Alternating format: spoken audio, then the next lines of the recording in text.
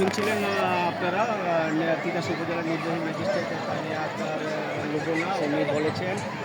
নির্বাচন আইনশৃঙ্খলা ভঙ্গের ভাইয়ের 6 জনকে আটক করেছে, তাদের এখন উনি মোবাইল কোর্ট পরিচালনা করে শাস্তি